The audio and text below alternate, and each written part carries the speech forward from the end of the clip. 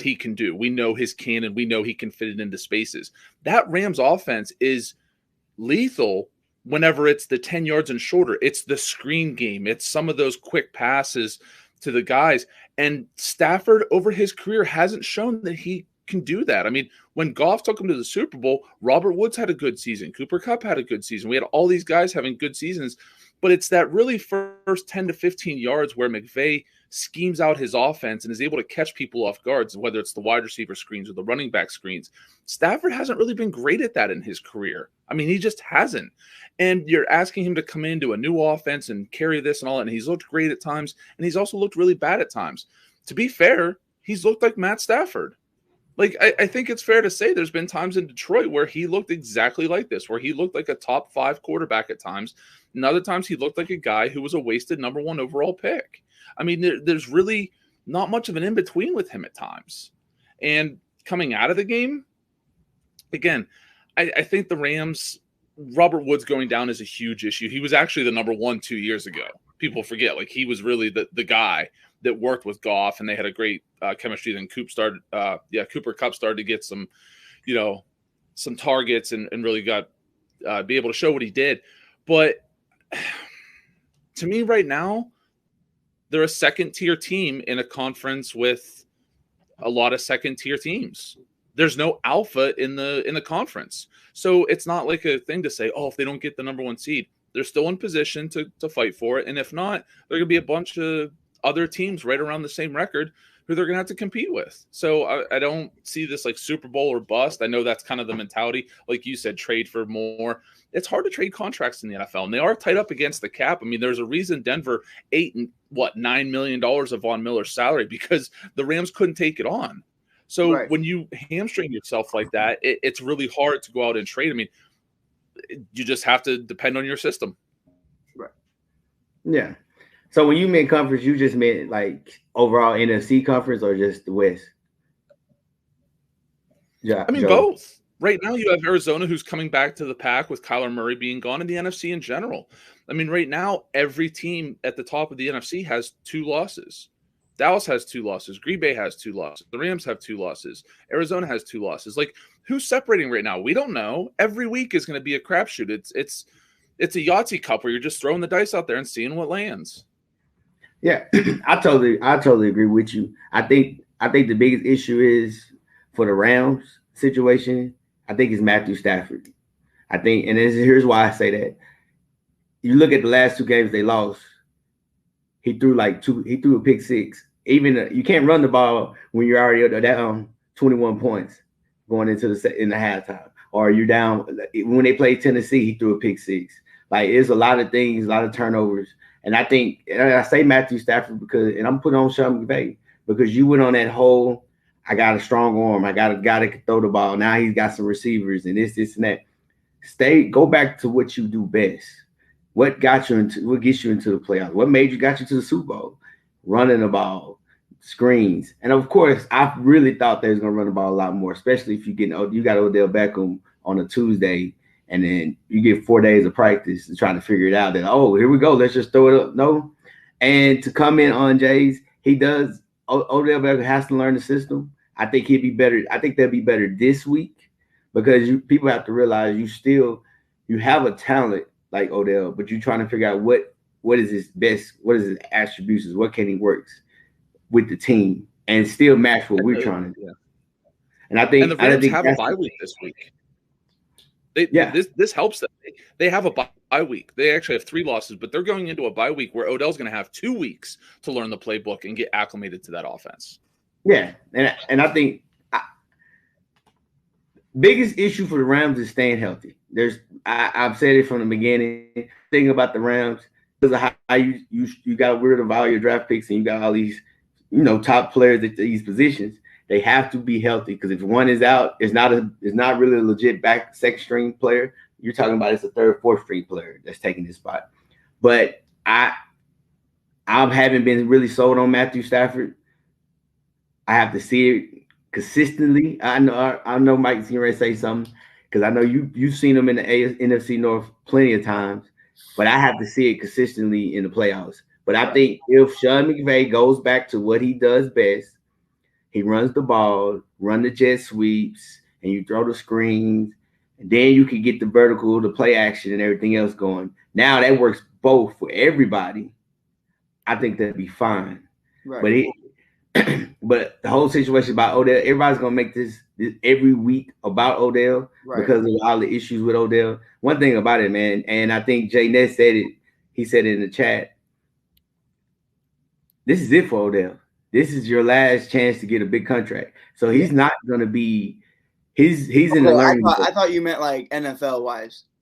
You mean contract wise? You mean like big deal? Yeah, this is it. Yeah, I agree. But if you really think about it, we're talking about NFL. That's what you play for. Play for two things. You play for your money and you play for a ring. Those are the only two things that really matter. And I think for him, this is it. This is like his last. He needs somebody like Sean McVay to say, hey, man, Odell did good. He did his thing and he worked. He didn't complain. And it's. So he's going to be straight A, perfect. Yes, sir. No, sir. I'm a hustle. Still be himself. Now, speaking of that, I know that you commented on it earlier. They should have got Le'Veon Bell. Hey, he's a free agent. He's open. Do you think the Rams should hire Bell to come in and play running back? I think it's definitely an interesting conversation, and why I say that is kind of what tied me into what I was going to ask you too, Coach. So I got something for you too. You know, I'm looking at what happens to Patrick Mahomes. Early on, it didn't look that bad. When CEH goes down, who's not even that big of an offensive production from them, not from the red zone or any way, shape, or form, but he's there. We start to see Patrick Mahomes throwing more interceptions. We start to see them game planning more for Patrick Mahomes from a passing perspective, completely ignoring Darren Williams, completely ignoring the run game. And you're kind of starting to see that now with the Rams. And I feel like with Stafford, it's a little trickier because he has been known to throw interceptions. That is his one thing about him. I think he's a great decision maker. I just think he takes a lot of risks. And I think that's one of his biggest problems. For the pick six, as far as that goes, I understand, Coach. It is a quarterback's fault why you threw a pick six. Hey, my boy, but there's 11 of y'all. Someone grab that man. Whoever was getting covered by him should have him. But that's the thing. That's the thing about it. It all depends on the route. Like the one when they played Tennessee. That time, McVay, because of the way he's setting it up, you kind of have everybody out there. Everybody's on their own island. You can gab a pick six like that. That's it. I think there's a lot that goes into it. Yeah, I mean it's a lot, but it's your decision making. Like I said, right. Perfect one, the Tennessee game. He instead of taking the sack, you maybe getting the safety, he just chunked it right into the defender's hand. He walked in for the end zone. Like you can't give up touchdowns. Right. Yeah, I feel you. Because if the games are close, you have a chance. But when because the Rams are not built to come up 14 points or 21 points. They're not built like that. Their offense is not designed for that. They don't have the guys that really just truly do that. One thing that was great about the Rams is once they establish the run, because once you have a good run game, now you have to make a choice. You got to bring the safety in the box. Right. So now Cooper Kupp can do all these double moves and he gets the one-on-one advantages. But if you just come out five wides and you just chunking it, now the safety doesn't have to come in the box. Guess what? You know the quarterback's not going to run the ball. Right. And that's one of the things too, though, with Le'Veon.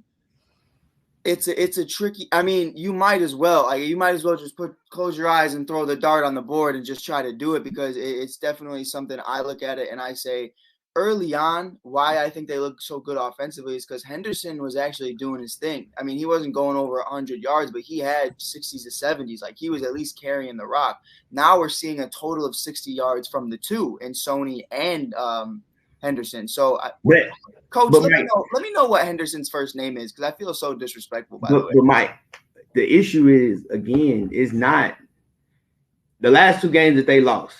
Right. They were down like 14 points. Oh no, 14. I'm not excusing it. I'm just saying when it comes down to the playoffs, you are already a one-dimensional team who's been getting exposed. You better have a second game plan in case what's happening with Matthew Stafford right now continues to happen, because you'll be screwed. It's Darren Henderson.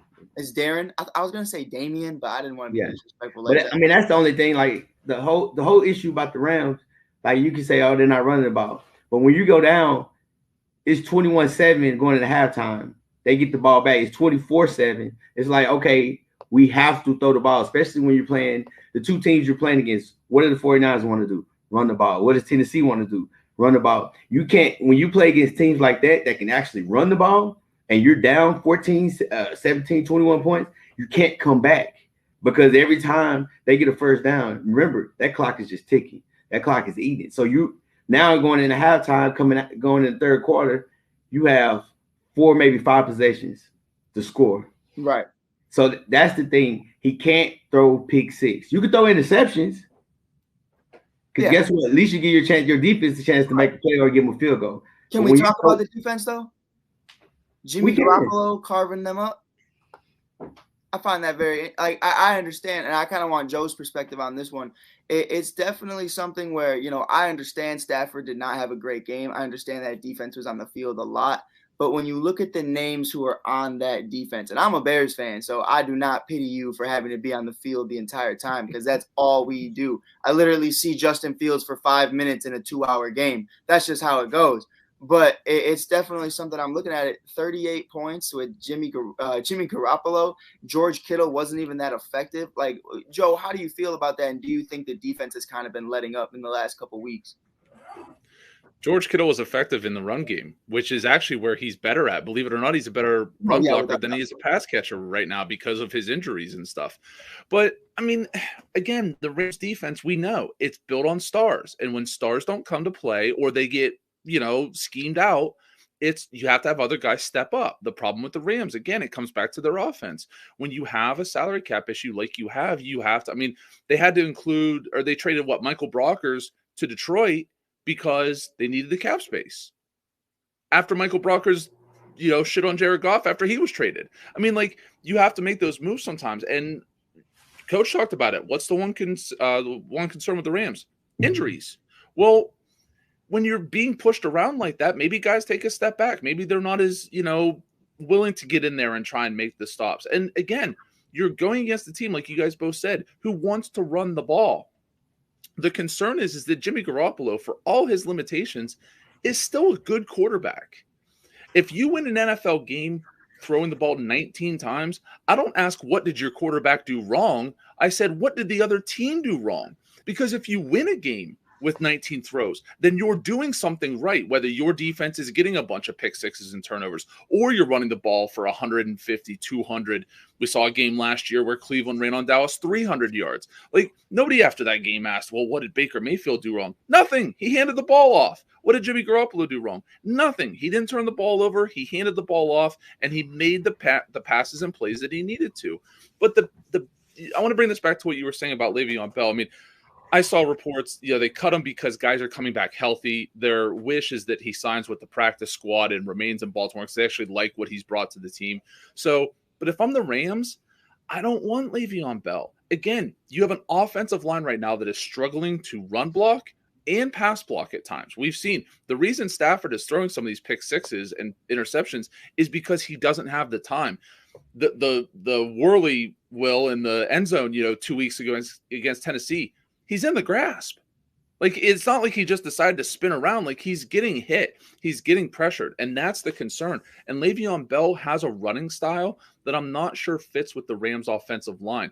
The reason Baltimore has been able to sustain success with, it seems, whoever they put back there, whether it's Freeman or Bell or one of 1,000 other running backs who aren't injured, is because they have a scheme and those guys run the ball all the time. The problem with the Rams is they don't run the ball all the time. So not only do they have to improve themselves in an area where they're already lacking, they have to adjust to a guy whose running style is like nobody's in the league. I mean, does anybody run like Le'Veon, at least successfully? Probably not. So again, that's your concern. I mean, in all honesty, if you're the Rams and you want to sign Le'Veon Bell, put him as a slot back. Put him as a slot receiver. I mean, because that's what he did in Pittsburgh. If he's healthy, make him run routes. Let him run the underneath. Run the screen game through him. But I just don't see how it's beneficial to the Rams. Again, this reminds me of that Eagles team where it was a bunch of names that everybody knew. They signed Nnamdi Asomugha from the Raiders. They signed, all these guys. And it's like, we're the dream team. And the Rams, to their credit, haven't come out and said that. But eventually it's like, okay, you have all these players, but what are they doing? Right. And I think we're also, and Coach made it a point earlier too. I've watched Matthew Stafford for a very long time.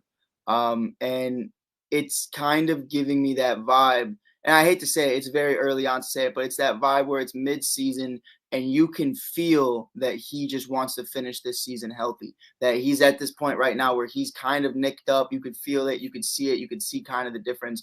At least I can tell by body language, at least with him, when he's banged up, when he's not, because you can tell when it's Thanksgiving primetime Matthew Stafford, and you can tell when it's week 17, I have the Detroit Lions offensive line, Matthew Stafford. Like prior to Penei Sewell, that man had me out there. Me and Coach were out there blocking for him. They had horrible individuals out there. But I'm starting to think that, like, if we really don't bring in a second part of this offense, I believe there's 3 phases really of every single offense. So there's a bunch of phases of the defense. We can talk about it all day.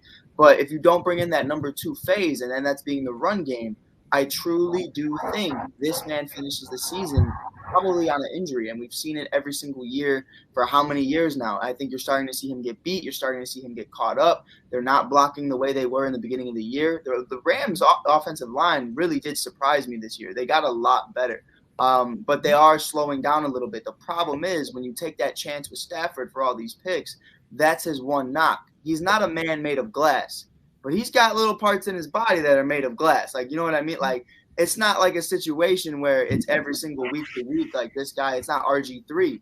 But if you don't block him and you don't protect him, you best believe he's going to tear a muscle. He's going to break a bone. It just happens to him. It's just always happened to him throughout his career in Detroit. And I'm starting to think, I know Le'Veon's a shot in the dark, but somehow, some way, you either got to do that to motivate Henderson and Michelle, or you got to do it so that he can come over and just at least change the game plan. Because those 3 phases, you got your play caller, you got Sean McVay, he's great. You got your offense from a passing perspective. But if you don't have a run game, Matthew Stafford's going to get eaten up, and he just can't physically take these hits. And that's no knock on him, because he's been taking these hits for 10-plus years in the worst organization of all of sports. And I will go as far to say as the Detroit Lions are the worst organization in all of sports. Like, it is that bad, and he's just at this phase in his career. If this was prime 27-year-old Matthew Stafford, I have no problem with this. But, yeah, you're in your 30s. It's like, 33, 34. You have to look at it like that and say, we need to help him out. We need to make sure that the ball is not always in his hands. We need to make sure that, like Coach said, how can you run the ball when you're already down 21 points? Well, the problem with that is you come into this game hot. You come in hostile because you don't have game management. You can't run the ball. You can't run the clock out because you can't run it. You're just punting then. You're going to look like the Chicago Bears. 3 and outs, 3 and outs, 3 and outs. It's going to look horrible. So you're really on this kind of aggressive and passive, not less passive way, to where you're like the Kansas City Chiefs. We have to sling it down the field, and that's creating turnovers. You're creating pick sixes. You're making bad decisions, and you're getting beat because of it. I'm looking at it like that. I mean, if they continue on this way they're going, Arizona is going to be a clear-cut favorite to win the division. But, again, Joe mentioned earlier, D-Hop's got to show up. A lot of other guys got to show up, and they're not healthy either. So I think it's a toss-up. I think it goes week to week. Told you that, Mike, early in the year about the Cardinals. Matt Stafford is a used car that you have to change the oil every 5,000 miles instead of 10,000 miles. He might last you a long time, but you kind of wish you had something a little bit more efficient. Yeah, without a doubt. I just think Sean McVay got happy with the arm.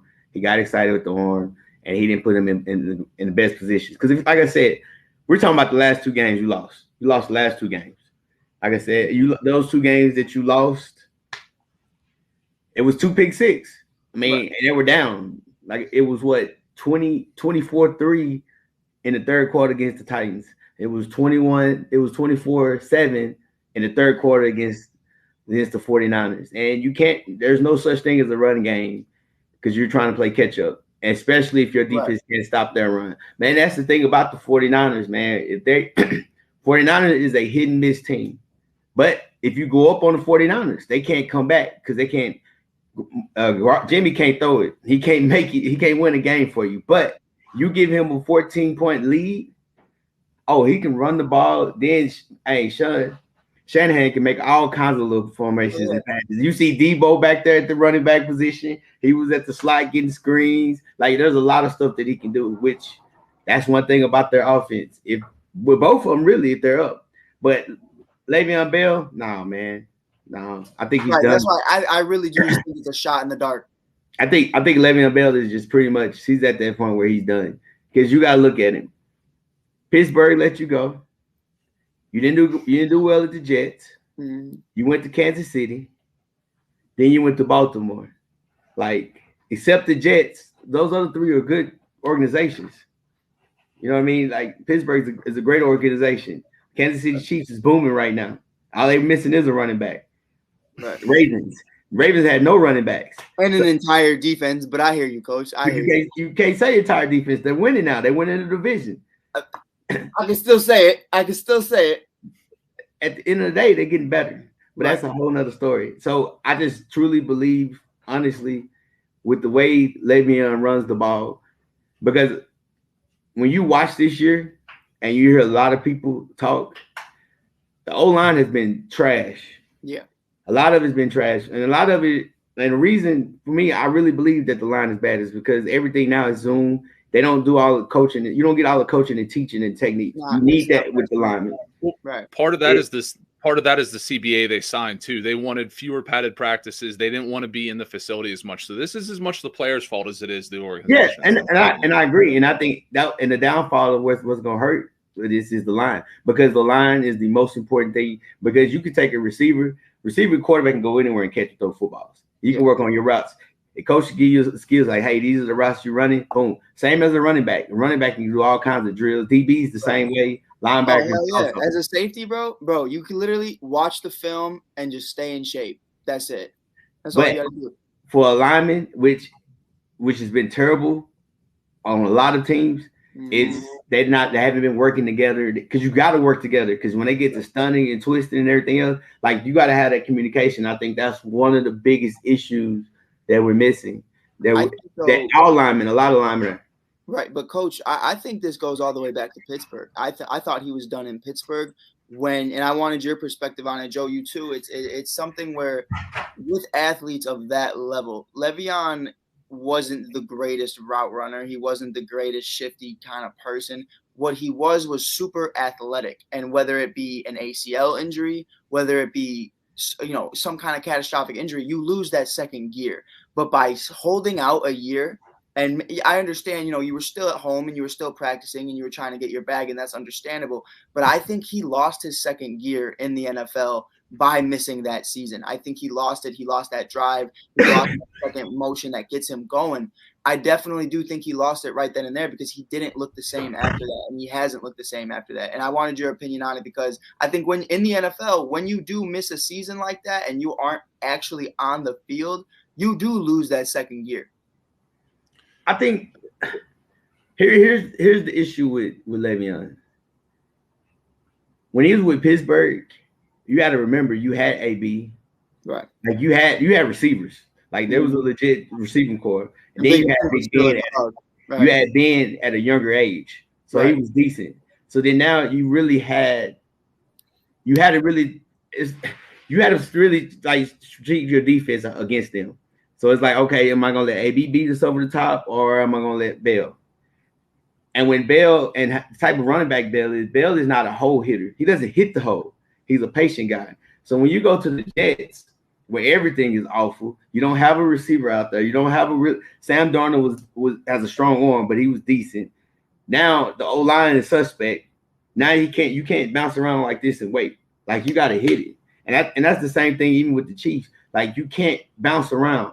And I think that's one of the biggest issues for Le'Veon is that he's done that so far. He did it when he was at Michigan State, and he's doing it. He did it when he was with Pittsburgh. He doesn't fit the schemes, especially nowadays offense. Like, you got to hit it. Like, you have to be able to hit it.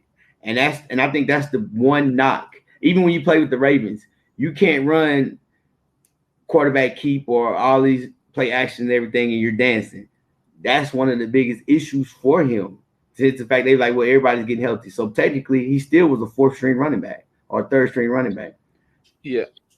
Go ahead. Sorry, I didn't want trying to cut you off there, Coach. No, go ahead, Joe. You good? Patience and athleticism are rewarded until you lose them.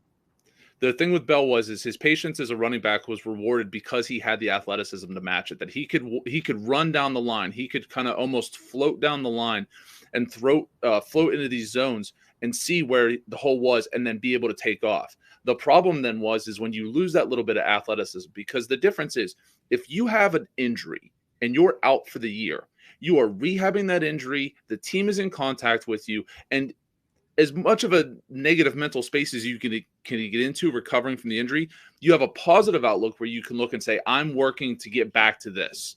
The difference is when Bell took that year off, he wasn't around the team. He didn't have anybody who was close to him with the team, his friends, his teammates, coaching staff, things like that, who were telling him, yeah, his ultimate goal was not to play football. His ultimate goal was to be the highest paid running back to play football. That's the difference. When you ask a guy, hey, if you could have one more year at the end of your career, what do they all say? Yeah, I would love one more year. Why? It's usually not about the money. It's because you don't want to give it up. The difference is Le'Veon looked and said, I'm willing to give it up, which, again, in hindsight was a very bad decision. I thought in the moment was a bad decision. I was never keen on him. I thought he was a bulkier version of a Cordell Stewart where he could do a lot of different things, but I'm not sure he was a master of any of them. He was a really good passing back. He was a really good running back. I don't think he was elite in any. I think he benefited, like you said, from Ben Roethlisberger, from AB, from that offense, things of that sort. It opens up a lot of holes when you have to worry about Antonio Brown running 50 yards down the field, catching a ball. But the biggest issue is, again, in 2021 is Le'Veon Bell. What does he do good? What's the best thing that Le'Veon Bell does? And if you can tell me that, I mean, great. Is he a goal line back? I'm not sure because he's pretty tall. I think, he has to get low, and I'm not sure he has the athleticism to really push the pile consistently like he did. Is he great in the screen game? I don't know. Baltimore didn't really seem to want to use him like that. So again, if I'm investing in this player by any organization, what does he do well? I mean, he went to Kansas City where Clyde Edwards-Helaire has been a bust, flat out, and couldn't get on the field. And whether that was his attitude or their scheme or a combination of a billion things, he basically took shots at Andy Reid leaving Kansas City. Like, it was just one of those things where it's like, what are you doing? Like, what? I'm going to give – I know Le'Veon Bell obviously not watching. Here's some free advice. What do you want out of the NFL in the small amount of time that you have left to play in the NFL? Plain and simple. And if you can't answer that question in less than 10 words, then I'm not sure that you should be in the NFL. But I think, Joe, it's not even that. It's you're no different from the other 6-7 running backs. When he, like you said, back then, and you made it for example, what is he good at? Nothing. He was just the first before the Christian. He was the first. I can run routes, I can catch the ball. I mean, everybody has one of them now. If you really think about it, I think that was the thing about it is when he came in the league, it was only a handful of running backs could do what he could do. Mm-hmm. Now you say the Patriots have one, the Saints have one, Carolina has one. Shoot, Leonard Fournette developed to be able to catch the ball for the Bucks. Montgomery for the Bears, like even the Packers, like all these guys now have what he can do. So it's like, I don't have to pay you this amount of money. Like I can give you $3 or $4 million because you're just a dime a dozen because you're not special anymore. Like you gotta be special to want these checks. And I think that's the issue. He can't do anything. You're no different. Because one thing about it is when you talk about running backs and you go, if you pick any good team that has a running back, he has something that stands out better than everybody else.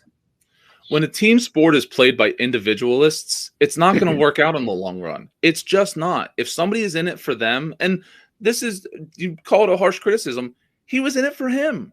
He walked away from the team because he wanted more money. It had nothing to do with the Pittsburgh Steelers. It could have been any one of the 32 teams. Mm-hmm. It would have been in the same exact position. So when you are a selfish player or a selfish person in a team game, you either need to separate the two or get out. Yeah, I agree with you. I agree 100%. All right, moving on, man. Did anybody watch Bridgewater? You have to be more specific. Like when Bridgewater didn't want to tackle the guy. Good. On the fumble, he didn't want to tackle him. Like What's your take on that? I know for me being a coach, that's one of the selfish things that you could ever do, because when we're trying to win this game and you just let him score because you're so busy worried about not trying to get hurt or anything like that. Like, I think even you could take Tom Brady. Tom Brady's the oldest quarterback. He at least would have attempted. Not saying he would have tackled him. The oldest man on the team, at least. You see kickers. Kickers, at least they'll throw their body. They ain't gonna, because they don't practice tackling. And then you do this, and you playing for a contract too, because you only got a 1-year contract.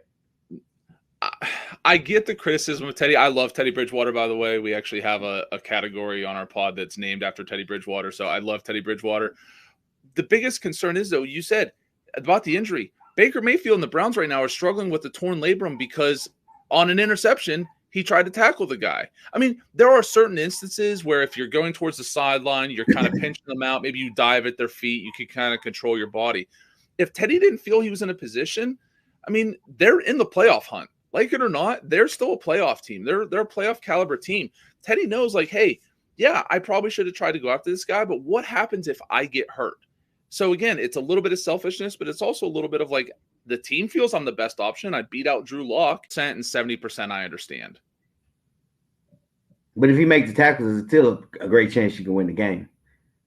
Maybe. You're only down by 3. You were only down by 3. But they still have the ball. I mean, they still have an opportunity to drain more clock, to score, to do all that. I mean, Mike, what's your thoughts? You're a little too quiet. You got a Cheshire cat smile there. It looks like you're getting ready to say something. Yeah, man. It's a hard conversation. It really is. Because, listen, we've all seen Friday Night Lights, the show, before. We all know what happens to Jason Street when he tries to tackle somebody. He gets paralyzed. It's a whole thing. And it's definitely something. Gets paralyzed. It's a whole thing. And it's definitely something where, one, they don't really teach these guys how to tackle. You know what I mean? You don't game plan for stuff like this. Quarterbacks don't care like that. 2, it's really one of those things where I played safety. I played strong. I played free. I played a little bit of corner. When I got a pick, if I did see that quarterback coming at me, I'm laying you out, bro. I'm taking your ball. I'm taking your pride. I'm taking your position, and I'm laying you out. I think Teddy made the right move considering what Teddy is. I think Baker Mayfield is a perfect example of someone who doesn't know how to tackle, going out there tearing his labrum because he wants to go check a strong safety. You didn't go check the free safety. You checked the strongest dude in that DB class. You went out there and you attacked him, and he laid you out. He stiff-armed you. We've seen Derrick Henry stiff-arm guys, and honestly, Teddy Bridgewater throughout his career hasn't been the most healthiest guy either. Mm-hmm. So to not only throw an interception, but to then potentially injure yourself and force Drew Lock to be put in the game with Vic Fangio being the head coach, I think is the worst thing at all. I mean, we talk about it every week. Teddy check down. The best ability is availability for Teddy Bridgewater. Just being there, being present, being healthy. I would like to see more of an effort, like maybe chase him a little bit, maybe play some tag. You know, you trying to get him. Oh no, like you trip, didn't get him. You try to dive for him, didn't work. But to just kind of stand there, I mean, it does come across as arrogant. It comes across as you don't care. I just don't think that's the case, though. I think at the end of the day, you also have to look at it like this. If Joe intercepts a ball from me and coach is a lineman, a 350-pound lineman, and Joe's running at me, if coach is that lineman, he could lay me out and say it was a block. That's the problem. Anybody could go and try to block Bridgewater. And anybody Fletcher Cox. Exactly. Do you want Fletcher Cox laying with all the okay? The refs will not say a word. This will not be roughing the passer. This will be straight up. He was blocking, and he lays out Teddy Bridgewater. That's where I'm coming from. I agree with you on that whole situation if it was that. But technically, it was nobody. It was a DB. No, it wasn't It wasn't a strong safety. It wasn't a free safety. It wasn't even a linebacker. It was a DB. Like, you could have pushed him. You could have grabbed him. You could have did anything. Because the simple fact of the matter, and I lied. I was wrong. They were down 7. It was 20. It was 2013. Right. You was driving the field. because I forgot where the ball was at. I think it was like a 78-yard return. Yeah, they were. Yeah, so like he was dodging the field. Yeah, so even you could have played defense and would have stopped them. At least you had another chance. That's my whole thing. Because we say, hey, they're still in the playoffs. Yeah, they're 5-5. They lost what, 5 straight? Yeah, 3 or 5. They lost 3 or 5. I'm looking at it real quick.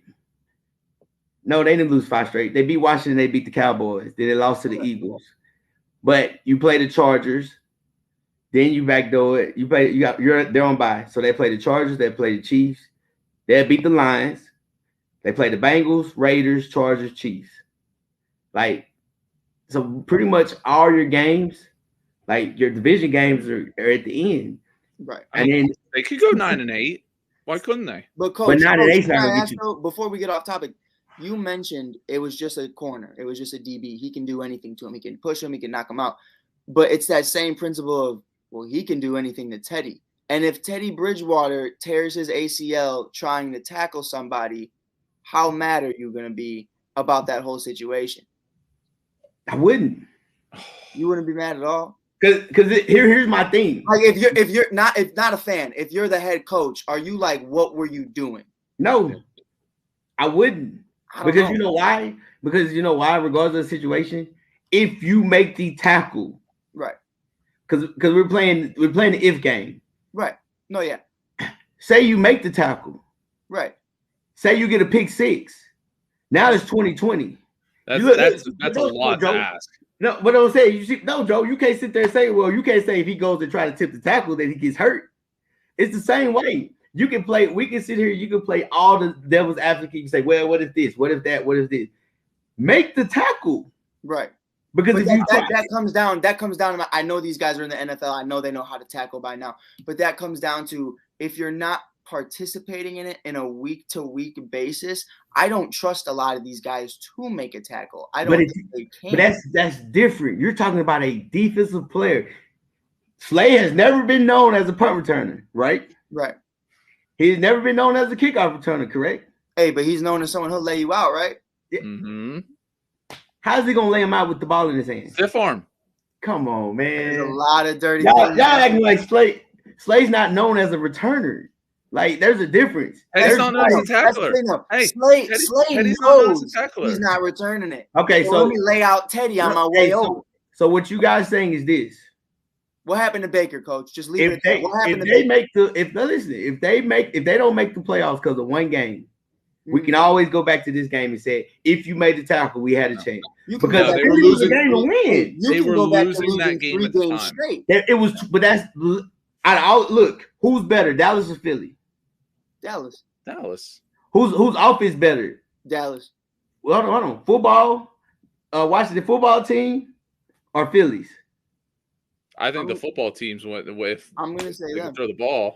But that's what I'm saying. They were down by. You hate my boy Heineke. That's why. I mean, the Titans lost to the Jets, so like it's not a 1-to-1 comparison. Well, the Titans lost to the Jets because they took their whole entire team out.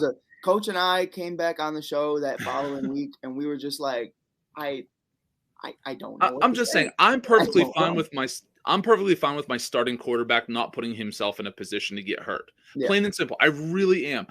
Listen, you're the head coach. You go and you look at him and you say, really, and then you move it on. So can I ask you this? Can I ask you this? If that was Tom Brady, you think he would try to make the tackle? Hell no.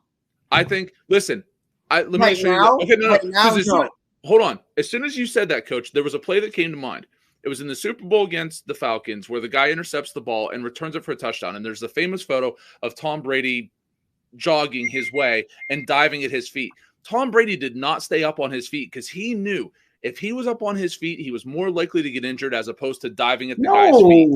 Yeah, absolutely. And if Tom Brady goes out of that game, they don't come back 28-3. Teddy Bridgewater, if he was chasing the guy from the side and he dove at his feet, that's the play. I just don't think quarterbacks are physically built to take on any player on the field one-on-one. I just don't believe it. I look. What you got to realize, first off, you're talking about Tom Brady running and catch a DB. That DB, number one, he's not trying to hurt Tom Brady. He's not thinking about that. He's trying to score a touchdown, same as Slay. I would be thinking about that. If you had the ball, listen. If you had the ball in your hand, instead of scoring a touchdown, you would try to run. You try to hurt Tom, run into Tom Brady. Even Teddy Bridgewater. No. Yes. Oh man, you're trying to look. Y'all making it seem like I'm telling you what I would do. I'm just saying, don't be fooled. Hey, hold on, wait. If I see you in coach, all I'm saying is, if I catch the ball, I intercept it. I'm like, oh, sweet. I've done this many times. I think I've had like 3 pick sixes ever. It's the only thing. I'm looking at it like this. If I don't see you or you are not in my line of sight, you're good. I will not go looking for you. I'm trying to get the touchdown, like you said. If I see you in my line of sight, I'm going through you. And I don't care if I lose the ball. I don't care what happens. I just know the next drive, you're not throwing the ball. It will be that backup quarterback who's going to have to warm up. There will be a 5-minute timeout so this kid can prepare. Coach, you can't tell me you don't see this guy, a sitting duck, just chilling there. I'm coming through you. And that's just how it's going. And look, and you can see that. I'm telling you, if I had got a pick, I'm telling you, people that I know have got a pick, they're not trying to hurt the quarterback. They don't care about the quarterback. I'm not trying to hurt you, but if you in my way, if I can get 6, if I can get 7 points, we're gonna take the 7. I'm taking you and the 6. Oh man. See, listen. Don't be fooled by Teddy Bridgewater's complexion. He's a lot closer to Tom Brady's speed than he is to Lamar Jackson's speed. All right. Teddy is not the athlete that people think like, it's not. No one's saying that. My thing is, but you're asking a tackle. Just grab him. But not every quarterback can tackle. Listen, not every punter is Pat McAfee. Not every kicker is Adam Vinatieri. Sometimes these guys are just really, really not good at doing things that aren't their job. Right. And guess what? What? Deion Sanders can't tackle. But he's in the Hall of Fame. He's going to. I'm saying he's one hell of an athlete. All I'm saying is, regardless of the situation, I'm not asking for a phenomenal tackle. Just grab them, hold them, do something. That's easier said than done. That's easier said than done. How do you know if he didn't try? Where was the running back? If he would at least tried, attempt, then guess what? You wouldn't be talking about this. He know he was wrong because guess what happened? He apologized. You knew you were wrong. You apologize. Oh, I'm sorry. So wait, Coach, you've never done anything that you've apologized for where inside you were kind of like, no, I'm good with my decision. I know I have to apologize, but I'm good with my decision. On the football field? No. Anywhere.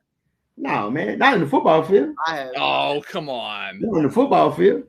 I had a couple of roughing because when you're playing, you're playing. A couple of roughing of the passers that I don't regret. I say this with all due respect, Coach. You, sir, are a liar. In football, there's nothing I can sit there and I can say is like, dang, I messed up. Because even if they got a pick when I played wide receiver, I went to go make the tackle. Mm-hmm. I didn't look. I ran, even though the ball was on the other side of the field. I at least attempted to try to make tackle. Even though you knew your effort wasn't going to change the outcome of the play. You telling me there was a time, and I know it comes back down to this all the time. Why is it every time I go off mute, someone want to text me? Anyways, you tell me there's one time quarterback threw you a bad ball, right? And you don't catch it. But are you gonna say, all right, that's on me? You just gonna suck it up? You gonna move on? Bro, you know that's not on you, Coach. You know that's not on you, Coach. You know it was a bad ball. But you gotta realize. Here's one thing that you gotta realize. Regardless, I don't never badmouth a quarterback because quarterback. That's what I'm saying, though. You know for a fact it wasn't you, but you gonna be like, all right, that was me, my fault. Yeah, my bad. I just say give me a chance. I said, hey, I gotta make that because that's the thing about when you look at yourself, you put yourself in these levels. You got to make plays. Right. And one thing about it is, if you throw me the ball with the best of my ability, I'm gonna try to make this play. Right. Even if you overthrow it. If you overthrow it, guess what? I'm gonna make the tackle because guess what? When he overthrow the ball, he comes say, "Hey, my bad on throw." I said, "Hey, man, don't worry about it. Defense finna get a stop. We finna go back out here and do it again." That's even as a coach because you can't just dwell on the negativity. It seems that the Broncos fans and ex-players are having an easy time dwelling on the negativity. Yeah, because you're playing the Eagles. Eagles don't have an offense. You had a 10. Jalen Hurts at times has looked really good. That offense, they're a perfect seesaw team. They're either up or they're down. There's no middle ground with them. In the second half, guess what? In the second half of that game, they only scored 3 points. Listen, though, I'll be real. They win the game? You are a legitimate running back, and I love Jordan Howard, but you are a legitimate running back away from actually having a pretty solid offense. I think you are one offseason connection with Devontae and Hurts away from being solid. I'm not going to go out there and say they're a top 10 offense, but I think there's a lot of potential with what these guys might be able to do in the next couple of years. But I think the salary cap just kills them. Hey, how many points did the Patriots score in the second half Thursday night? Is anybody criticizing them because they didn't score a ton of points in the second half? No, they got the win. Oh, Lord. You comparing to the Falcons. Hey, the Falcons are 500. Hey, moving on. Talking about since we're talking about Thursday night games. You always say it, Coach. No, ATL, stand up. For my picks, I didn't pick them these last 2 weeks. Come on, Coach. Come on. Hey, Patriots Falcons game. Are the Patriots for real? I mean, define real. Are they a playoff team? Yeah. Are they a Super Bowl contender? Not right now. No. They're a team that's still limited on offense when they can run the ball really well with Stevenson, with Bolden, with Harris, when they can get the play action game working to Hunter Henry and some of the wide receivers. We saw Aguilar just uncovered across the middle running in for a touchdown. They're not a team that strikes fear in you offensively. They're a team that absolutely wants to punish you defensively. This defense is a Bill Belichick staple of pressure on the interior line, a pass rusher like Matthew Judon, who, again, right now the Ravens lost 2 pass rushers in the offseason. Ngakoue and Judon both are having really good seasons. Judon just passed his career high with 7 games to go. It's insane. But no, this team isn't – people putting them like in the top echelon or Super Bowl contenders, no, they're not there right now. They're 11 games in. They haven't had a bye week. It's a rookie quarterback. Let's just calm it down a little bit. They're beating the teams they're supposed to beat. They went toe-to-toe with Dallas and lost. They went toe-to-toe with Tampa Bay and lost. They beat up on the Jets. They beat up on the Falcons. They beat up on Carolina. I'm not diminishing those wins. I'm a Patriots fan. I'll take the wins every day. They're not losing stupid games, and they're being competitive with good teams. That's all you can ask for right now. Mike, what you think? We talking about the Patriots, right? Yes. I was just making sure. But it's a tricky situation because I really do think you have something great with Bill Belichick. You have a great culture. I don't think he's the greatest coach, but I think you have a great culture. I think he's a great coach. I don't think he's the greatest. You know what I mean? Like that was always the conversation Coach and I always had. Was it Tom or was it Coach or was it Belichick? I think it's both. But I think the culture that he instills holds strong and holds true. That wasn't Tom Brady's culture. That was literally Bill's. And Tom has just turned that into his own in Tampa, and he's doing it his own way in a certain kind of vibe. Like you're seeing all the ugly stepchildren going into Tampa with Tom, where Bill taught him that. We taught him, okay, we're going to take Hernandez. We're going to take all these guys, big guys like Moss, big guys like this, big guys like that. We're going to Corey Dillon all the way back. Exactly. We're going to take Josh Gordon 5 different times. Like we're willing to take a chance on these guys because that's what we do to win games. You're willing to take a chance on AB. You're willing to take a chance on Fournette. We all forget about Fournette having problems. What was it, Jacksonville? He had a hell of problems with Jacksonville, and now it's so much better. It's definitely something I look at it, though. With a rookie quarterback, there is no real expectation. It's just trying to find that identity. I hate everybody so much. Stop being so popular. Imagine that no one will text me for the rest of the day, but when I'm on the show, all day long. But when you have a rookie quarterback, there's no expectation. I see it as more of finding that identity to go into year 2. I think, we're starting to see that now with the Bears and Justin Fields. That identity is every single member of this coaching staff will not be here next year. Let's just have fun until then. With the Patriots, it's okay, let's continue to build this chemistry. Let's continue to do what we're doing. We have a great defense with not a lot of big names. We're doing it at a very small margin of money. Like they're putting in a lot of money into this team. I'm not gonna lie. We all know how much money they're putting into this team. I mean, what was it, Coach? It was like half a billion. $163 million in guaranteed money this offseason. Yeah, I mean it's insane. But all of them pretty much hit, every single one of them. I mean, I think Hunter Henry, or what was his name? What was their title?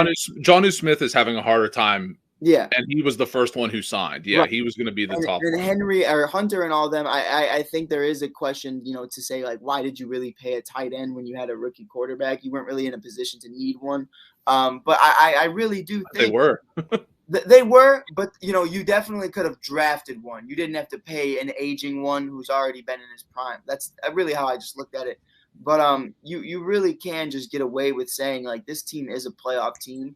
I just don't think they have playoff expectations, if that makes sense. I think they're enjoying the ride. I think they're gaining experience, and they're reloading for year 2. Now, whatever noise they make in year 1, I think that's just something great to bring in to year 2. Now, I don't think the expectation – obviously, Bill will always say the expectation is a Super Bowl championship. But I think nobody in that facility is going into this thinking Mac Jones is going to be Super Bowl MVP and all this other stuff. Like, it's just not going to work like that. I think this is a great season for them. And I do think they have some flaws. I would like to see them draft. I'd like to see Bill go out of pocket. I'd like to see a first-round pick actually go to being a wide receiver. I'd like to see it be someone better for Mac Jones, to have that Jalen Hurts type of connection with somebody. That Justin Fields, Darnell Mooney, like we see these young guys getting, Joe Burrow and Jamar Chase. It's not going to be the same as them because they are like butt brothers. They're doing their own thing. They've been cool for so long. But I do think they're in a really good situation right now. My only problem is, and Joe, you can tell me if I'm wrong, there is nobody that I really look at and say, that's Mac Jones's guy. Like, that's his favorite target right now. But is that really his guy on and off the field? They need to find his guy. Well, I mean, I think that's the problem with a rookie. I mean, he's acclimated himself really well. Right. Let's not forget, Cam Newton was on this team in training camp and in the offseason, where Cam is kind of a guy that people gravitate towards. And Mac Jones had to come in as a first-round pick, as somebody who I think a lot of us thought Cam was going to start the season. And Mac really endeared himself to people of how hard he worked and all that. Who's his guy? I mean, on the field right now, there's 2 guys that stick out. It's Jacoby Myers and Hunter Henry. And I think Kendrick Bourne is making a case to be that guy right in that group too. But the biggest thing is New England did something this season that very few teams have been able to do in the history of the NFL, which is to spend big money in free agency and have at least 3 guys hit and have 3 guys in your draft who also have hit at the same exact time. We always see this. You talked about Stafford earlier, where his offensive line was bad in Detroit. Right now, if you look at Detroit's offensive line, it's one of the best young groups in football. You have Penei Sewell, you have Frank Ragnow, you have all these players where you look and you're like, boy, Stafford really would have liked this. And we were just talking 2 years ago, Tom Brady had no offensive weapons. They couldn't do these things with him, and that's why he left. Well, now you look and you're like, you know what? Kendrick Bourne's a really good number 3 wide receiver. Right. Hunter Henry's a really good tight end. The defense gets after the passer, which they haven't done. So to have those 3 things happen at the same exact time is not something that happens really for any franchise in the first year. It just doesn't. If you get 3 rookies who contribute to a team, you feel really lucky. But again, like Mac Jones, I wasn't high on him coming into the draft. We did a live draft podcast. I was not happy when they drafted him. I would have preferred Justin Fields. I thought he could do more. Right now, Mac Jones is showing what happens when you are the adult in the room. And the reason that he's able to do that is because he has a head coach like Bill Belichick. Let's look at the rookie coaches or the rookie quarterbacks right now. You have Urban Meyer. Is he an adult in the room that Trevor Lawrence can look up to? No, because it's a crappy situation from the moment he was hired. You look at the number 2 pick, a first-year head coach in Robert Saleh, who doesn't even know who he is as a head coach yet. That's not somebody that has an organizational control. Right. Kyle Shanahan is a losing head coach. You just talked about the Bears with Justin Fields. I mean, they're going to be gone next year. So Mac Jones could come in and just say, listen, I don't need to worry about all this other stuff. I don't need to worry about any of that. I need to worry about this. And that's the benefit of going in the middle part of the first round to an established organization. And that right there is why the Patriots have had success this year. Right. Coach.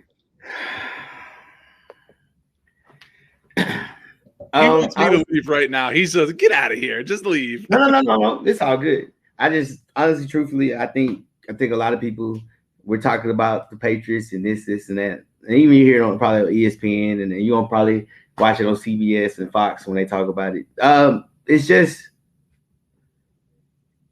It's the persona of what Bill and Brady had.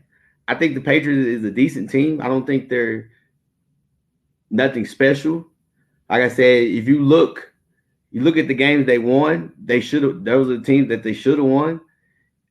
The teams that they lost, hey, you lost to the Cowboys. They lost to playoff teams. Like they have a pretty much, I'm not gonna say a cakewalk schedule, but they have a good, decent schedule. And not today. I think when they play the Titans, I think when they play the Bills and they play the Colts, those are going to be the games that's going to pretty much say, hey, are they really, really who they think they are? I didn't like the free agents that they brought in, especially on the offensive side, because the guys that you brought in, they're not a number one. They're twos and threes on every team. Hunter Henry was not the go-to guy with the Chargers. Mm-hmm. Even the other tight end that was at Tennessee, he wasn't he wasn't the go-to guy. And I said even Aguilar wasn't the go-to guy with the Raiders. I just think, and I think that's what's going to be the struggle when they play against a team with a playoff team. So even the Bills, I think the Bills is a decent team. I don't see Super Bowl. I see them making the playoffs. But when you play a team that has a secondary, has an offense that can do some things, I don't see them. I haven't seen them win it. But we could go back and forth. I'm not a big Bill. I think Bill's a good coach. I don't think he's a great coach. I think he was lucky and blessed to have Brady. And then Mike, you say this right here. You say they need to draft the receiver. That's what Bill sucks at.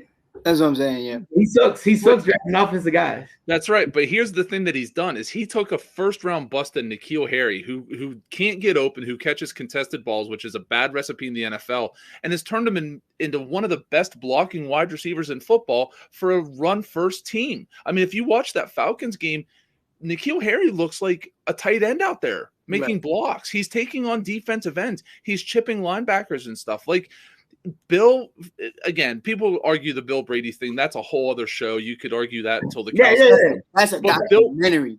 But Bill takes a player. He looks at coach. He looks at Mike. He looks at me. He goes, "Don't tell me what you can't do. Don't tell me what you suck at. Tell me what you're good at. Why do you work on a show? Why can you talk about this? Don't tell me what you can't talk about. I don't care if you don't follow basketball. It doesn't matter. We're talking football." Like he finds what you do well. And as long as you're willing to acknowledge that you have faults yourself, then he'll try and bring out the best in you. And that is what makes him a great head coach. And we can look around the league. There's not many of those guys. No. I don't know. That's why I said good. That's why I say good. But I think the league, again, Joe, you're gonna get very, very acclimated to Coach's words. He takes his words very seriously. Good, because we say good, great are very different things. Hey, because me and Mike talk about this all the time. Super and superstar. Mike is in that. No. Mike is in that age where everybody gets a trophy. Even no. I'm in that age. Look, either you're the best, you're okay. Who got a trophy? And you suck. I ain't get no participation trophy. Hey, because my little cousins, I just missed it. I'm 90s. I just missed it. But the thing about it is, I have to see a game, and this is legitimately a true game that we're like, hey, that is a playoff team. Because when they play, even though they played Tampa Bay, that was a good game. Blah blah blah blah. They lost. Cowboys, another team everybody's talking about the Super Bowl. Guess what? They lost. The rest of the teams that they played, they haven't played anybody that you can sit there and say, the Texans, they should have lost to the Texans, but guess what? They're not a playoff team. Right. Jets is terrible. Everybody knows. I've said it from the beginning. The Chargers they're very, very soft. They're a soft team. They're just a finesse team. So that the Panthers, Sam Darnold was hurt. Browns, what's his name was hurt. And then you beat the Falcons. Like, I mean, we can, like I said, you might say they're a year away. I don't think they're a year away. I think Bill, he's the Patriots. I think Bill's such. I think he's a good gamer, and like you said, Joe, he's great at putting people that's what they're good at and utilizing them. Mm-hmm. But the issue is getting those guys to do that. He sucks at bringing in A1 talent, because who brought the A1 talent? It was Brady, because who would not play for a guy that takes pay cuts? Right. Like he takes. Okay, but that's a little bit of a misconception about the pay cuts. He never got the $500 million deal, but he got plenty of money in his career in New England. The difference is, I would much rather have. Let's compare it to cooking. I want Bill Belichick, who can take grade B ingredients and make a grade A meal. If you give me the best people in the league, this is the argument against Phil Jackson in the NBA. Are you really a Hall of Fame coach? Because the only time you won was with Hall of Fame players. When you had mediocre players, you weren't very good. So Bill Belichick has arguably the greatest quarterback of all time and wins. He has the greatest wide receiver, a top 3 wide receiver, you could argue, in Randy Moss, and they put up an offensive explosion the league had really never seen. And then he gets middling players. And guess what? He still wins. Not everybody wins Super Bowls. Sorry, coach. Like, there's only so many. Not everybody gets one. The Bears got one because they had an all-time great defense. And they've had good teams since then, but they don't get to celebrate. So, I mean, again, it's just – I don't know if they're a year away, because no team is a year away. Because every time we crown somebody as, oh, they're going to win it this year, they usually don't win it that year. So, but like I said, Joe, you said it earlier. You don't have the Patriots making it to the Super Bowl. No, I don't. You haven't making it to the playoffs. Yeah. They're a playoff team. Yeah. And after the playoffs, who knows what happens? Right. We saw the Giants win 3 road games and knock off the Patriots. Joe made a good point, though. Joe said Bill made one of the best blocking wide receivers for a run-heavy offense, a run-first offense. And I'm one of those guys that believes – I mean, look at me as a Bears fan. I'm going to be straight up. I mean, Walter Payton and the 85 Bears defense, what a monster, what a unit. And it really did change the league for a while and how they affiliate that. You can have, no disrespect, a Jim McMahon as your quarterback and not a lot of great offensive talent other than that. And Walter. So you look at it and you say, fine, that's cool.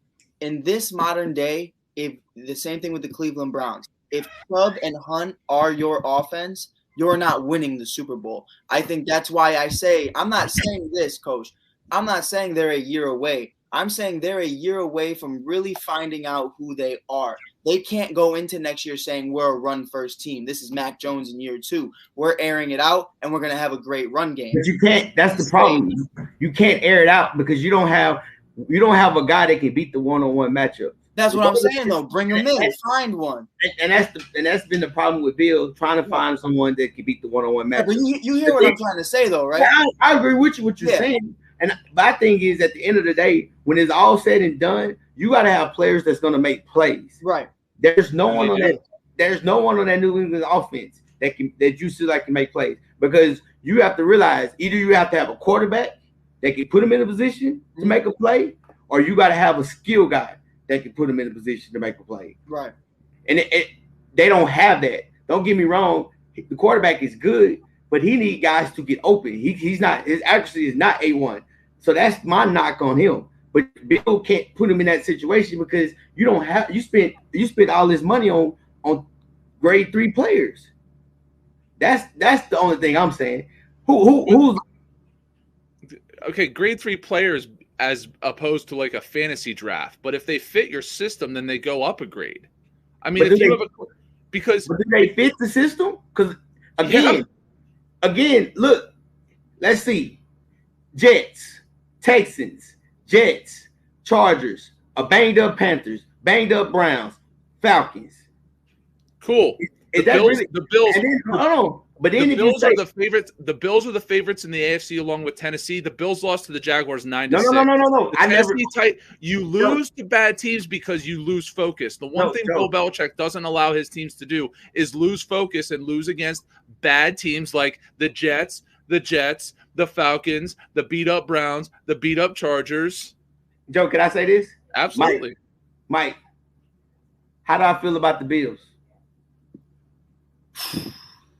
How do I feel about it? Thank you. Look, I never put Bills up there. Joe, Mike will tell you, I've never put them. I said they like first round, second But a round. lot of people have. I know, and that's the thing, and that was the argument with me and Mike since day one about Josh Allen and all them. I don't think they're what they are. I've never put them that high. But hey, we got to move on because we run out of time. So this is what we're gonna do. Hey, we're gonna go through. I'm gonna go through the picks. I'm gonna call out all the games, and also we're gonna do Thursday because it's Thanksgiving. Bro, we ain't gonna talk about injuries, bro. Oh, they'll come up in the games. I'm having a rough week. Hey, it's 111, dog. We got to. This is gonna take because how we just got through arguing over this. I'm having a rough week, coach. Hey, we know it's always next year. Here we go. No, there's not. Hey, Saints versus Eagles. Who you got? Who you got and why? Joe, go ahead. I have the Saints. Simeon's played really well. Sean Payton has found something with him in the way that offense runs. I know Kamara's out again, but the defense has played tough, so I'm going to take the Saints. Kamara's out. Mike, yeah, he's out again. Give me Jalen. Who the hell is Trevor Simeon? Give me Jalen. Hey, I'm going to go, and I don't even know if he's watching or listening. He's an Eagles fan. Fly, Eagles, fly. So I'm gonna ride with them because, like I said, that defense. So, Coach, I got a question though. Yes, what are we gonna do? Because I missed last week. I didn't get to give picks. You really far ahead right now, my guy. Hey, that's your fault. Man, that's crazy, bro. That's crazy. Ain't nothing I can do about that. But my boy Sean, I don't know if you listening or you watching wherever you at. Look, I got it for you. I got them Eagles. Fly, Eagles, fly. Hey, they don't have an offense, man. Saints, you relying on the receiver. No identity. So no identity. So here we go. Dolphins. Where's Michael Thomas? Who knows? Oh, he's out. I don't know. He's out. He's chilling. Dolphins, Jets. Mike, who you got? Dolphins. Why? Jets. Which one?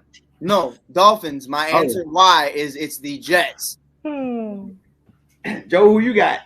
It should be the Dolphins, but I'm going to take the Jets. Joe Flacco is the starting quarterback because they're worried about the Miami defense. And I actually do like some of the pieces they have. Joe Flacco, while not elite now, ever, or in the future, I just think the Jets can pull this one out. I don't know why. I can't believe I'm betting on Joe Flacco, but yeah, I'll take the Jets. I like the Dolphins. One thing about it is the defense is going to be good. And Joe Flacco is a statue back there. Mm-hmm. So it's an easy target. So I'm gonna ride out. I'm gonna ride with the Dolphins. I think they're gonna do their thing. Here we go. Washington versus Panthers. Joe, who you got? I have Washington. I think Cam Newton is still not physically there. I think he's gonna struggle to get acclimated to the system, the Matt Rule system. It's not a system he's played in before. I think Washington on defense can hopefully push the receivers around a little bit. I think if they get free down the field, Cam can just flick that wrist. So I'm gonna take Washington. Mike, let me get super Cam. I know I was on last week, but Coach knows, Joe knows. Hey, who was the only one in the ASAP network that said Cam's going back to Carolina? You said it. Oh, I'm the wizard. I did it again. I will say though, I'm going Carolina. Chase Young being out is the deciding factor to me. I'm praying for that man. Chase Young is a generational talent, and it truly is tragic to see him going down the way he did. So it's really Cam versus Heineke. I look at it like that. Terry McLaurin, a dog. But again, at the end of the day, is Gilmore? Gilmore's still not back yet. I don't think. But Gilmore's playing. If Gilmore's playing, bro. How, bro? No, you got J.C. Horn. You got all of that cat from Jacksonville that they brought in. I think Carolina really shows out today.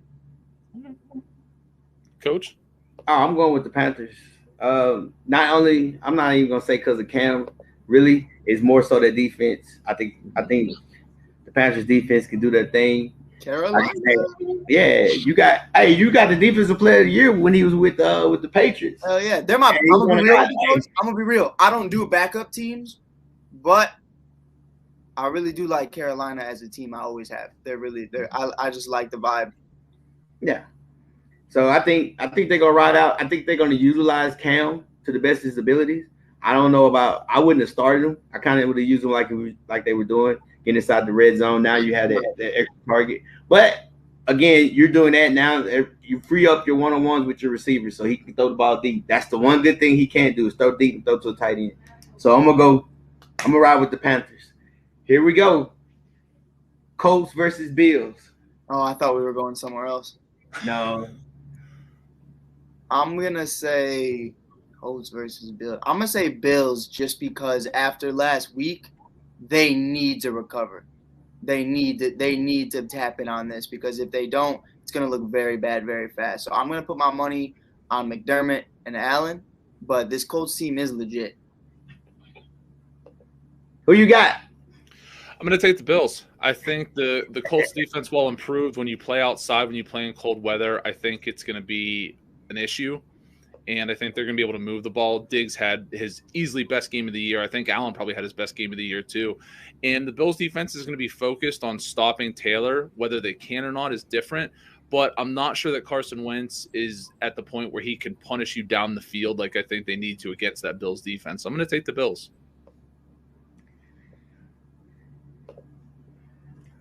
I am going to take the Colts. Okay.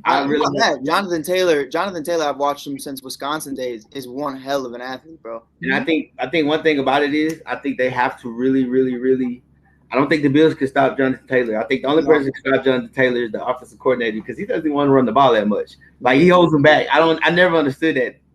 And if they let Jonathan Taylor run and let Carson Wentz play off him, then I really, really think they'll win. Like I said, Colts was one of my picks from the beginning to make the playoffs. Again, if the Colts, they got to stop the run game. I don't trust Josh Allen beating them with the pass. So I'm gonna ride with the Colts. Hey, we got Lions versus Browns. Tim Boyle's making his first career start for the Lions. I think that pretty much tells you my pick. Cleveland. Nick Chubb's back off the COVID list, and so yeah, Cleveland. Hey, I'm screwed anyways. I'm back. This is the week. This is the week they take a dub. I'm taking Detroit. I'm with y'all. I'm rocking with Detroit.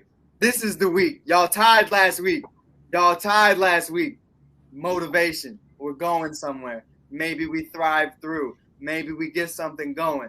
Maybe this is the week for the future Super Bowl run. Lost 7 straight. Now we're going to win 9 straight. It's going to end on a 9-7 season, coach. We're going to get it. Keep pounding. Whatever the hell they say out in Detroit. Y'all got it. I don't condone recreational drug use on Sunday mornings. I do. Mike, do you know that's the second Patriots fan said that about you? Man, listen, bro. And guess what? Where's the first one? Hey, I'm just saying. Everybody keeps saying that about you when you pick these off the wall teams. I'm gonna go with the Browns. The Lions that's an off the wall pick. Hey, the Lions are who they are. They are who they are. They're winners. Hey, because Mike, you're trying to catch up. Because right now you're losing.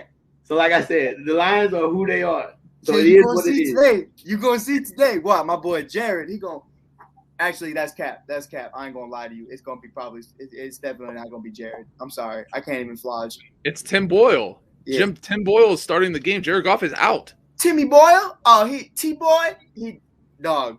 He's a all right, here's a question. If you really know who Tim Boyle is he white or black? Man, that's a great question. I'm going to say black. Yeah, so all right, that right there is the answer. Is he black? Yeah. I'm not telling you. You pick the Lions. You got to ride with them. Well, here we go. 49ers versus the Jags. 49ers. They're on a real good hot streak right now. I'm actually going to take Jacksonville. They've won 2 out of the last 3, and San Francisco's coming off a division win. Right. And I just don't think physically they're all there, so I think Jacksonville can get the win.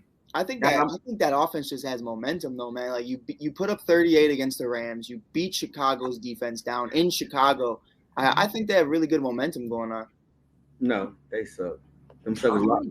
But between the games, they lost to a beat-up Arizona Cardinals team. No. But again, you got a lot of excuses today, Coach. I ain't going. Hey, but again, Joe hasn't given me an excuse today. Hey, well, Mike, can I ask you a question? How many times you beat me in picks? I'll wait. Hey, wait. We were 2 back. I was 2 back from you until I missed last week. And that's everybody. Everybody's. But let me ask you this: are you winning though? See, that's that mindset. Like I just said. No. Was though. You see that? You see what you said? Well, I'm only 2 back. So you feel good about that. You're still losing. See, that's that. Hey, but anyway, we're gonna skip over. Hey, give me Bishop's picks. Give me Bishop's picks from last week, and we can go back to racing. But if you don't want to get back to racing, shut that ass up. I don't want to hear it. Hey, if that's the case, you're 4 games back then. Because Bishop got last. Fine. I'll be 4 games back. back.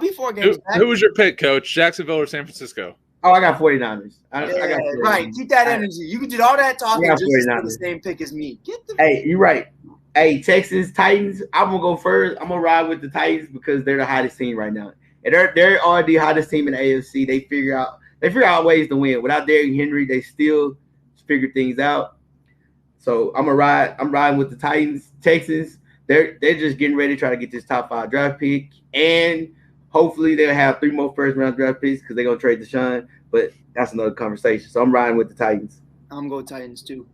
Yeah, it's a clean sweep. I'll take the Titans. Let's talk about my Bears, man. Hey, Packers and Vikings, who you got? Is Dalvin Cook playing? Who? Dalvin? Yes. I'm going to say Vikings, low-key. I really am.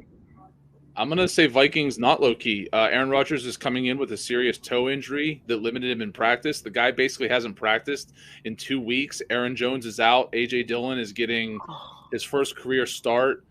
Zimmer's played really well at times against them. And believe it or not, Cousins has a record. I think it was brought up by Tony the other night, 3-3-1. So, yeah, I'm going to take Minnesota. I'm going to ride with Green Bay. Even though Aaron Rodgers, I believe Aaron Jones is like completely out, right? Like not even a little bit in the offense. No, yeah, he's 1 to 2 weeks. No, he's out. He's out. He's not playing. I don't care. For what Aaron Rodgers don't have to do too much. He's not throwing vertical throws. He's gonna drop to the screens. He's gonna run the quick outs. He hasn't been doing anything anyway. And they're gonna run the drag, and they're gonna try to run the ball. So I really believe, and I think the defense can hold their own against Vikings. I don't trust Cousins. So I'm riding with the Packers. Here we go. Ravens versus Bears, the battle of the injuries. Can I say something first? Go. Nobody knows right now whether Lamar Jackson is playing or not. Mm-hmm. I find that weird. I find that very questionable. Bateman is also not in. Hey, breaking news 2 minutes ago, Josina Anderson said, I'm told Lamar Jackson is, quote, not doing well enough to play. So he is probably not going to play. He's almost guaranteed not going to play in this game. And with that being said, we have to look at the other side of the board. Khalil Mack, Akeem Hicks, Allen Robinson, Eddie Jackson, all out. All out. They are not playing today. I understand Lamar Jackson is not playing. And I'm going to go out and just say it because I love my boy Justin, that I'm going to give it to the Bears. But I will not be shocked if we still lose this game because the majority of this defense is still out. But I'm going to say Bears only because Lamar is doubtful. Mm-hmm. But yeah, you were saying, I mean, it's been reported that it is non-COVID, but a bug came through the Ravens locker room. A bunch of players are suffering right now. Lamar just happens to be the most high profile. Is it just me though? Like, I wanted to ask y'all too. Lamar Jackson gets like a stomach bug a few times a year, it seems. Well, he got COVID last year. Right. But he's had like stomach issues a lot. Yeah. No, you're right. He's had some. I mean, even during the game, when he had to leave with some intestinal issues. I don't want to be a doctor, but I wonder if he's ever been tested for something like a Crohn's disease or like some ulcers or something.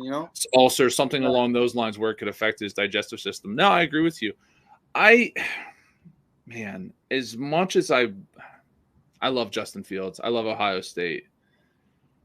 The backup quarterback is Tyler Huntley. I got to take the Bears. I understand that they're beat up on defense, but this is a game. I mean, this could be a 13-10 game. Can Justin Fields and that team win 13-10? Yeah, they can. So I'll take the Bears.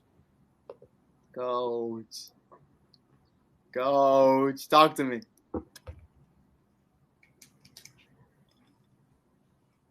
I'm going to go Bears. Oh! Wow. That's sweet. Here's why I'm going to go Bears. If Lamar's playing or not playing, he's not going to be 100%. So that means he can't move as much. Oh, it's going to be bad. And then it's not even who's all out for the Bears defense. Mm-hmm. They're still professionals. And if he's at 50%, then the playing field is even. But the receiver core, I don't see a receiver or a running back that can take over for the Baltimore. That's Hollywood Brown's out too. Yeah, and that's what I'm saying. So I don't see a receiver that can really just do anything productive without Lamar, because Lamar is the guy that he brings 7 in the box, 8 in the box, and he get the 1-on-1. And now you don't have a burn on the outside.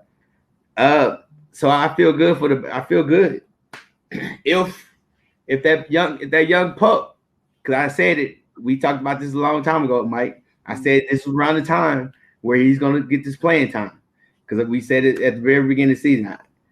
If he does, but give him the fucking plays. Give him the plays. And so again, if he does it, then guess what?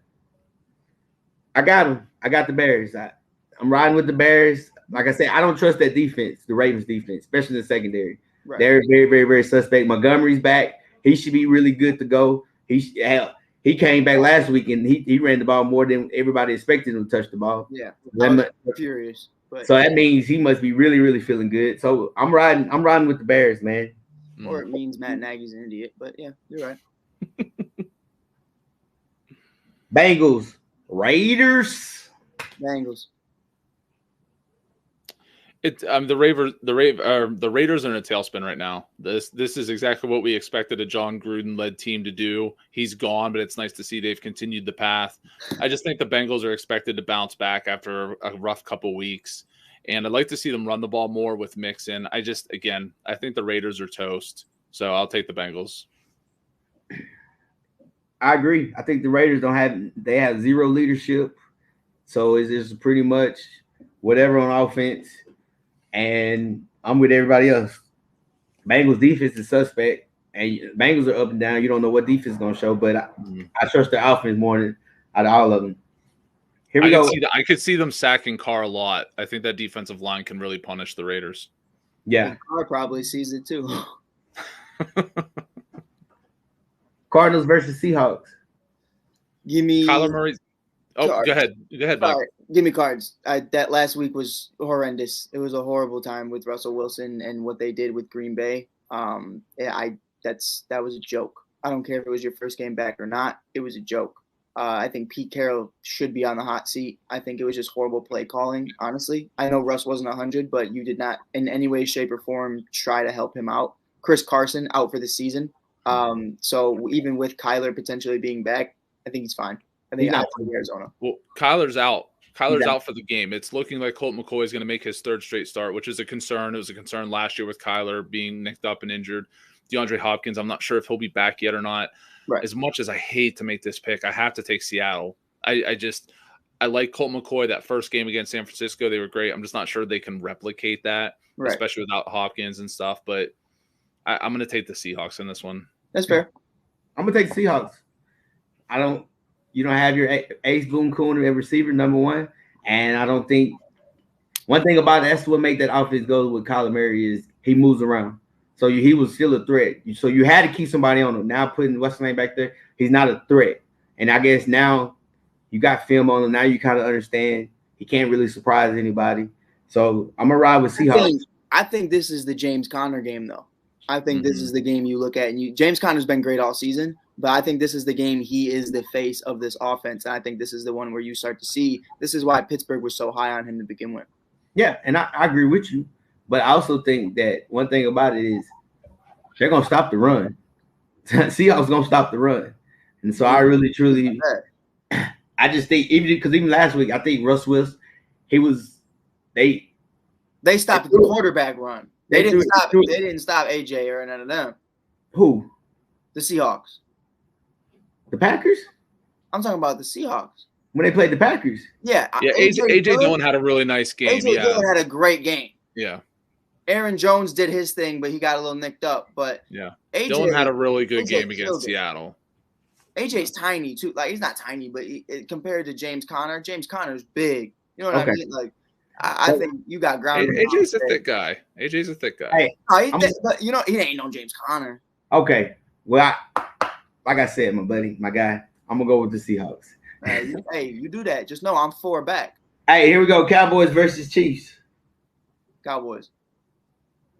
Chiefs. Amari's out. Defense is struggling. Clyde Edwards-Helaire is back, so maybe that gives a spark on the offense. I doubt it, but we'll see. It's in Kansas City. I take the Chiefs. I got Chiefs. I got Chiefs. Fantasy, bro. I hate them. I got Chiefs. I really think last week kind of proved something. Even with Pat Mahomes, he realized, hey, I can drop it down. I can kick it low, not just chunk it up. And that's where he got a lot of his interceptions. Last week he dropped it. 10-yard passes, 5-yard passes, let him run and make plays. One thing about it is the Cowboys. Here's the only thing that I knock about the Chiefs. Pat Mahomes can't get out the pocket. He has to stay in the pocket. But they don't have a pass rush. So the Cowboys is pretty much relying on that rookie to make it do all the pass rushing because both Gregory's out and Lawrence is out. Talking about Parsons? Yeah, Parsons has to make he's the only pass rusher they got. So it's kind of they can really run the ball on them because they're small up in the middle. But we'll see. Amari Cooper is a big hurt because now you don't have to double team him because Amari Cooper is the one guy that can get the one-on-one. Gallup's back, but he's a vertical guy. All he runs is goes. And then I can't think of the other guy. CD Lamb, he's a dragger across the middle, so you could actually keep a safety to spy on him. So I really think that the Chiefs and their defense, you can say what they want. They're playing better. Better enough to win games. That's all that matters. So I'm gonna ride with the Chiefs. Here we go. We got Steelers Chargers. Chargers. I'm gonna go with the Chargers. Only reason I'm going with the Chargers because the Steelers' entire defense is out. Everybody and their mama got COVID. It was like they had a COVID party because like Fitzpatrick's out, TJ Watt's out. So I'm riding. I'm gonna ride with the Chargers. Yeah, Roethlisberger's back. He's flying separately into LA. He's staying away from the team, even though he's on track to play tonight. I have to go with you guys, though. I think the Chargers at home. Although, don't be shocked when you're watching Sunday Night Football. This is not a Pittsburgh home game, but it is going to look like that and sound like that. That stadium is going to have 75 to 80% Steeler fans in it. So that could make a difference. So don't be shocked if this game's a little bit closer. But I'm going to take the Chargers. Giants. I'm taking the Chargers also. Giants versus Bucks. I'm riding with Tampa. TB12 all the way. Let's go. Bucks. Carry the hell off. Bucks. I'll tell you what, just for the fun of it, I'm going to take the Giants. I think the Giants defense has been playing better. I think right now Tampa Bay is having an issue not being able to run the ball. This is a concern when you have any quarterback, let alone a 44-year-old quarterback who literally the offense revolves around their arm. And their defense is not playing well. So this could be a really nasty, sloppy game where both teams kind of struggle. So I'll take the Giants in the upset. We got a betting man here. I like it. Okay. Here we go. Thursday nights. Thursday night. Well, not Thursday night, but Thursday, Thanksgiving is all week, all day. Bears versus Lions. You know what it is. Bears. What? With the Lions, you said they're going to win all these games. Now you getting off ship? Bears. Raiders versus Cowboys. Cowboys, yeah. Cowboys. Yeah. I'm riding with them then. I'm going to need to hear that Bears-Lions pick, Coach. Bears. Yeah. Thank you, sir. I just wanted to hear it again. Just to make you feel better, Mike, Tim Boyle is in fact white, in case you're wondering. So I mean, I figured, bro, but I was like, you brought it up, so I was like, man, ain't no. But the fact that you're riding the Lions for the upset and you don't even know what the starting quarterback looks like is just a tad concerning. I like Campbell. He's cool. Oh my. You You probably root for the bad guys in movies, don't you? Hell yeah, you got to. They got the best stories. Oh my. Here we go. Last pick of the day.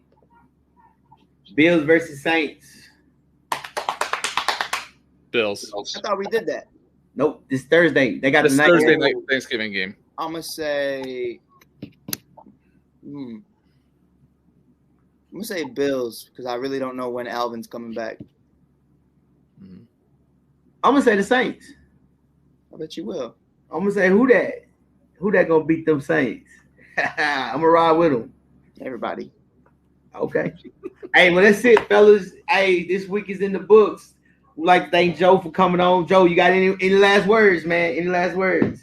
No, just thank you guys for having me on. This was a lot of fun, and I cannot wait to watch Tim Boyle turn the ball over 6 times and message Mike in the group chat as he ignores me. I'll be there. I'm with the smoke. I'm with the smoke. Coach, no, I might be wrong, but I'm with the smoke. That is true. That is true. I have to give my boy credit. He will ride or die with whoever he says, no matter what you say about him. Mike, anything else? Any last words? I don't even know. So Lamar Jackson is officially out. It has been announced. I don't care. Khalil Mack's out all year. I don't. Hey, well, it's been fun. Everybody, hey, enjoy your weekend. Enjoy Thanksgiving. We'll see you guys on Sunday. We out. Peace. Whole sports all plays. Whole sports all plays. Whole sports all plays. 365, we making up plays. You talking the game, get you through the days. We're high in the court, the diamond in the lane. Variety topics living the same. All presentation, sports information. Hitting the airways, taking the nation. All sport, all plays, they working your faces. Grace up the field, so tie the laces. All sports, all plays. Network. All sports, all plays. Network. We on top of our game. All sports, all plays. All sports, all plays.